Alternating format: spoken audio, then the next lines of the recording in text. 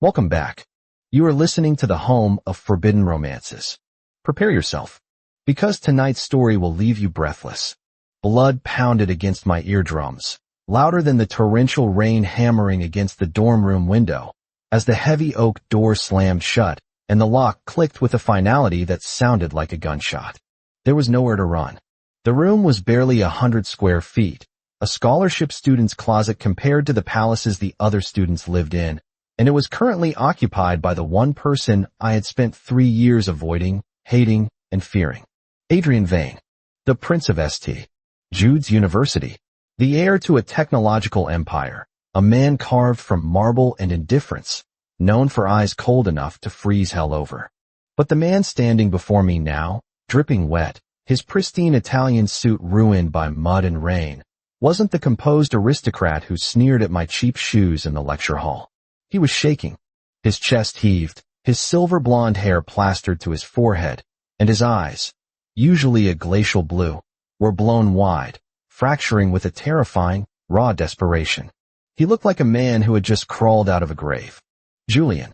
He choked out, the sound ripped from his throat. I backed up until my legs hit the edge of my narrow bed. Vane, what the hell are you doing? If this is some kind of hazing ritual, he crossed the distance between us in 2 strides. I flinched, expecting a blow, expecting the cruelty he and his circle had doled out since freshman year. Instead, he collapsed. He fell to his knees in front of me, his expensive slacks hitting the grimy linoleum, and wrapped his arms around my waist, burying his face in my stomach. The heat radiating off him was feverish. He was soaking my shirt, his grip so tight it threatened to bruise my ribs. Vane, Adrian. Let go. I tried to pry him off, my fingers digging into his shoulders, but he was immovable, an anchor of solid muscle and panic. I found you, he muffled against my shirt, his voice cracking. I found you in time. Oh God, I found you. You found my dorm room. Congratulations. I hissed, panic rising in my own chest. You're drunk. Get off me before I call campus security. He pulled back then, looking up at me. The devastation in his expression stopped the air in my lungs. He looked at me as if I were a ghost, as if I were the most precious, fragile thing in a world made of glass. We have to get married, he said, the words tumbling out in a frantic rush. Tonight. Tomorrow. As soon as possible. We need to lock the contract. And children, we need to. We have to start the family. We have to secure the timeline. I stared at him, my hands hovering uselessly over his shoulders. What? The children, he insisted, his eyes darting around the empty, shadowy corners of my room as if searching for invisible threats. Alara. We have to make sure Alara exists. If we don't, the darkness takes her too. Who is Alara? I whispered, terrified now. This wasn't a prank. This was a psychotic break. Our daughter, Adrian whispered, tears mixing with the rain on his cheeks. He pressed a kiss to my stomach, reverent and terrifying. We have to save them, Julian. Please. Marry me. Don't let me lose you again. The rivalry between Adrian Vane and myself, Julian Thorne, was not a matter of misunderstanding. It was structural. It was chemical. I was the son of a mechanic, studying law on a full-ride scholarship I had clawed my way into with sleepless nights and bloodied knuckles. Adrian was the Vane heir, born onto a throne of old money and corporate ruthlessness. In our first year, I corrected him in a seminar on ethics. He had looked at me with bored disdain and dismantled my argument with a cruelty that humiliated me in front of the entire faculty. From that day on, it was war. I beat his test scores, he bought the building. I led the debate team. He exerted influence to have our funding cut, only to restore it anonymously to mock me. We were oil and water, the peasant and the prince.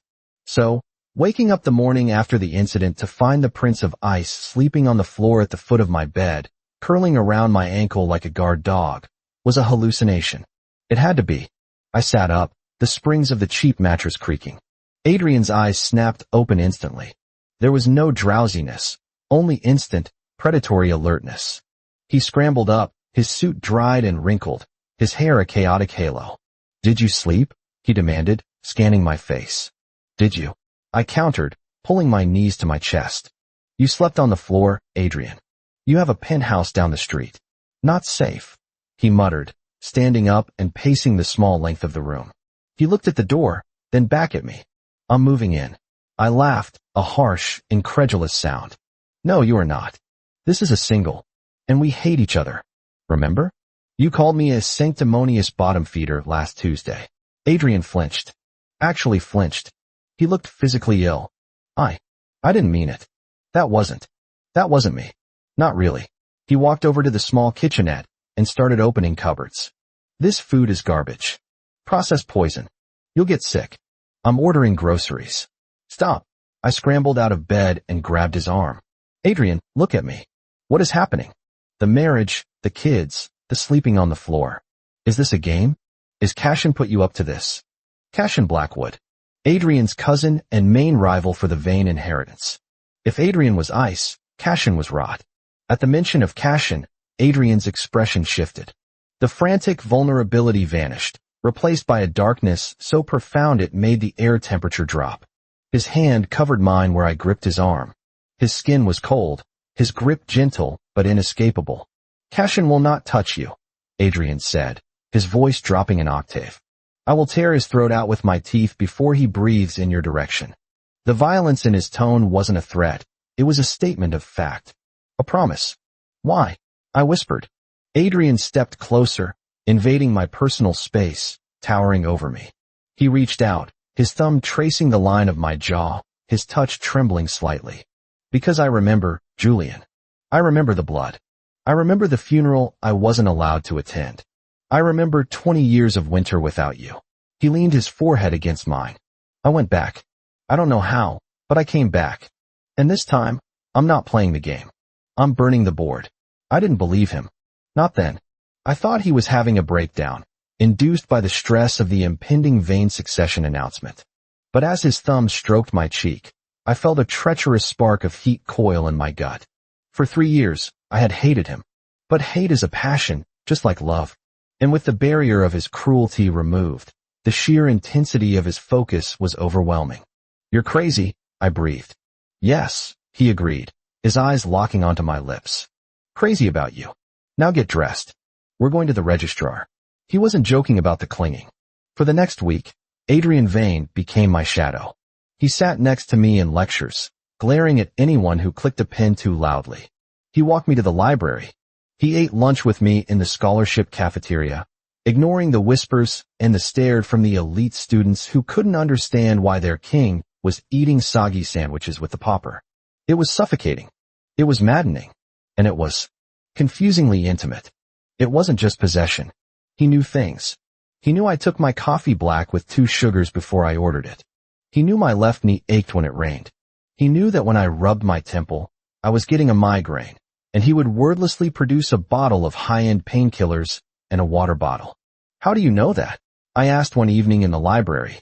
We were alone in the back stacks, the sun setting through the dust motes. Adrian looked up from his tablet. He wasn't studying. He was reviewing security protocols for the dorm building. We were married for 10 years, Julian. I froze, my pen hovering over my notebook. In your dream. In my life, he corrected softly. Before I failed you. He stood up and walked around the table. He looked tired. The frantic energy of that first night had settled into a weary, hyper-vigilant hum. He looked like a soldier guarding a treasure in a war zone. I was arrogant, he said, staring at a row of books.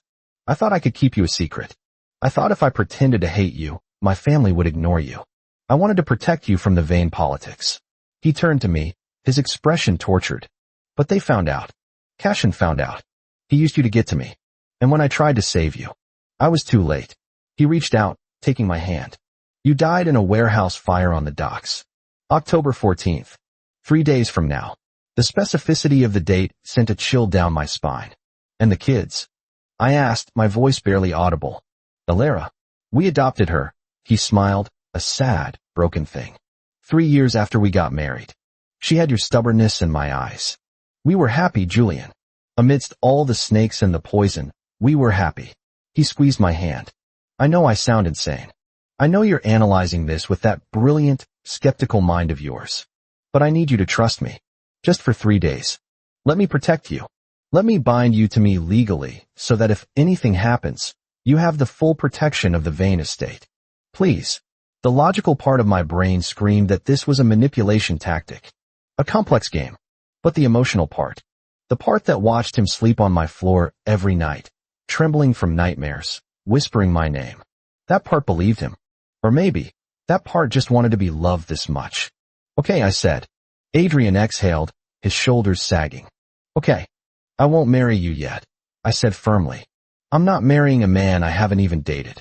But, I'll trust you. For 3 days. I'll stay with you. Adrian looked at me, and for the first time, the ice melted completely. He brought my hand to his lips, kissing the knuckles. Thank you. That's enough. That has to be enough. The attack didn't happen at the docks. The butterfly effect, Adrian called it later. By changing his behavior, by clinging to me, by moving into the dorms, he had altered the timeline. Cashin, realizing he couldn't get to me in secret, decided to make a public spectacle. It happened at the Founders Gala. I hadn't wanted to go.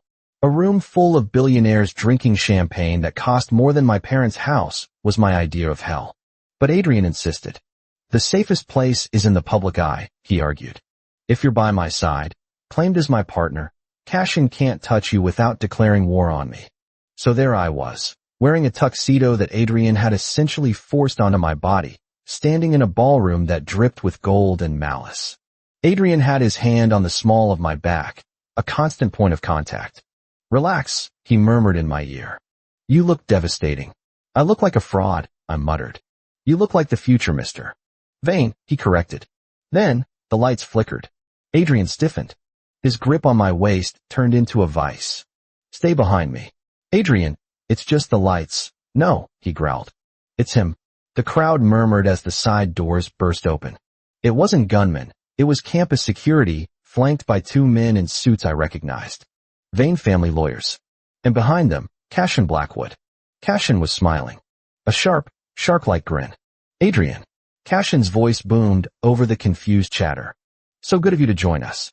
And you brought your pet. Adrian didn't move. He stood like a statue, shielding me with his body. What do you want, Cashin? Just to help, Cashin sneered, holding up a manila folder.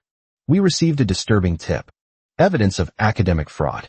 Embezzlement of scholarship funds. It seems your little charity case, Mr. Thorne, has been doctoring the books. I stepped out from behind Adrian. That's a lie. Is it? Cashin tossed the folder onto a nearby table. Photos spilled out. Bank statements. All forged, obviously, but high-quality forgeries. Security, escort Mr. Thorne off the premises. The police are waiting outside. It was a setup. A character assassination instead of a physical one. If I was arrested, my scholarship would be revoked. I'd be ruined. Adrian would be disgraced by association. The security guards moved forward. Don't take another step, Adrian said. His voice wasn't loud, but it carried a terrifying authority. Stand down, Adrian, Cashin laughed. You can't protect a criminal. Not unless you want to lose your seat on the board. Adrian looked at Cashin, then he looked at me. In his eyes, I saw the calculation. The memory of a burning warehouse. The memory of a life without me. I don't care about the board, Adrian said clearly. The room went silent. What? Cashin's smile faltered. I said, I don't care. Adrian turned to the crowd, his voice ringing out. Let it be known. I, Adrian Vane, hereby renounce my claim to the Vane chairmanship. Gasps rippled through the ballroom. I grabbed his arm. Adrian, what are you doing? That's your life.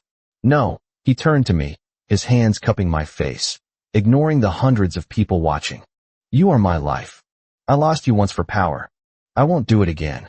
He turned back to Cashin, whose face had gone pale. You want the company, Cashin? Take it. It's rotting anyway. But if you or your security guards take one more step toward my fiancée, I will use every cent of my personal trust, which is still billions, by the way, to bury you in so much litigation you won't be able to buy a pack of gum without a lawyer present. He stepped forward, the predator re-emerging. And I know about the offshore accounts in the Caymans, Cashin. I know about the bribe to the senator. I know everything. Because I've seen how you end. Cashin froze. The specific mention of the accounts, secrets he likely hadn't even told his own lawyers, struck home. The regressor, knowledge was a weapon sharper than any knife. Leave, Adrian commanded. Cashin looked at the security guards, who were now hesitating. He looked at Adrian, who looked ready to kill. And he looked at me, standing untouched. He turned and walked away. The tension in the room snapped. Adrian didn't wait for the applause or the whispers. He grabbed my hand and dragged me toward the exit. Adrian. I pulled him to a stop in the rain-slicked courtyard outside. You just gave up everything. Your legacy. Your family. He spun around, rain instantly soaking his tuxedo. He looked wild, beautiful, and incredibly free.